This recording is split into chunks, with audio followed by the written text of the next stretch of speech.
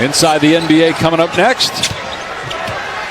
Guys will talk obviously about what they saw here, but also about game one of our playoff doubleheader between the Knicks and Sixers. Berger cleaning it up inside.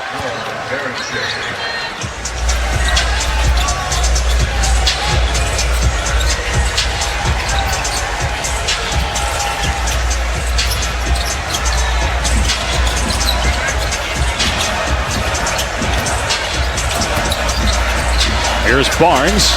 Shot clock at 7. He fumbles it away to Ingles. Berger fires underneath. Knocked out of bounds.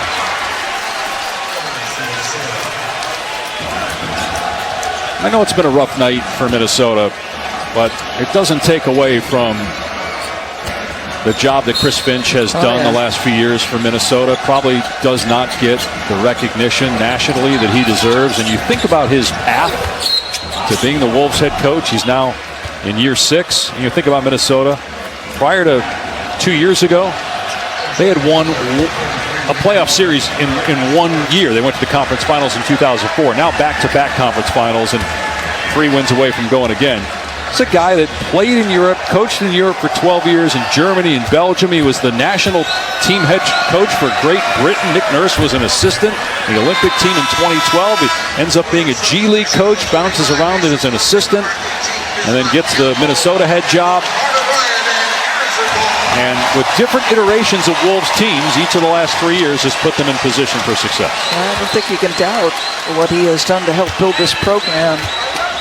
And I think he's gone about it with great humility. And I think, that journey probably contributed to that, right? I don't know that this is necessarily an easy group to coach. But they did get one, even though tonight the effort wasn't there. They do split, and they have the home court advantage with games 3 and 4 in Minnesota, Friday and Sunday. They'll be back here next Tuesday for game 5. And the one positive would be that not a lot of the Minnesota key players played a lot of minutes. McDaniels only played 20 because he got in foul trouble. Edwards played 24, Reed 21. Berger puts it in. I mean, we kind of expected Edwards to play 24, 25 minutes. Very similar minutes situation. The disappointing news, obviously, is Ayo, because he came in with no minutes restriction. But obviously, the injury, George reported on keeping him out here.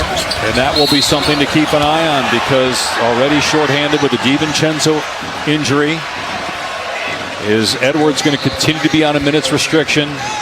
Ayo Dosunmu missing 2 games, coming back tonight. And in 10 minutes, no points, 0 for 4, and then leaving with that injury. Running out of bodies. I mean, Mike Conley is giving you very good minutes. This is a guy, though, that wasn't even on the team for a while. They brought him back after trading him, and then he got traded again and finally released and signed back with Minnesota. But how much more at age 38 can he give you when you get this deep in the playoffs? I think it's got to be in pockets. You think about the 4 for 7 shooting from 3 that he gave you in game 1. Excellent defender. Still really good, angles, understands game plan, understands personnel. But you're right. You're not going to go out there and roll him out 32 minutes, Mike Conley. And the thing about Dosunmu, what he gives you is pace. The ability to get easy buckets in transition, so it's not always a grind. Shot clock down to 5. Phillips hits a 3. It's a 39-point deficit right now. 16 3-pointers for Minnesota. That ties a franchise playoff record as they get one inside that time.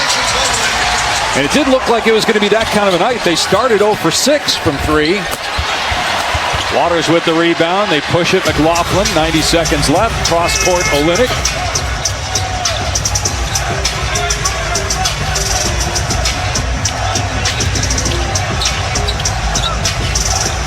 Biyombo. Look at all the bigs San Antonio has on the floor with Olynyk, Biyombo, and Plumlee on the court together.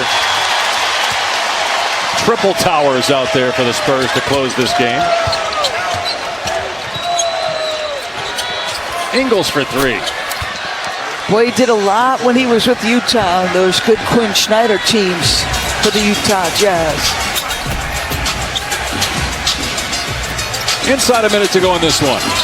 Series will be 1-1, headed back to Target Center on Friday night.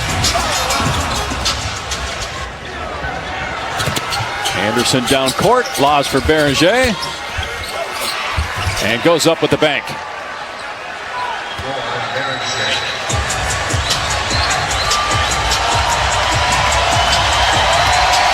And what's left of the crowd as Anderson commits a foul will stand and applaud here as the Spurs are 37 seconds away from ending this one. Actually, a decent number of Spurs fans that hung around, even with this game over really at halftime.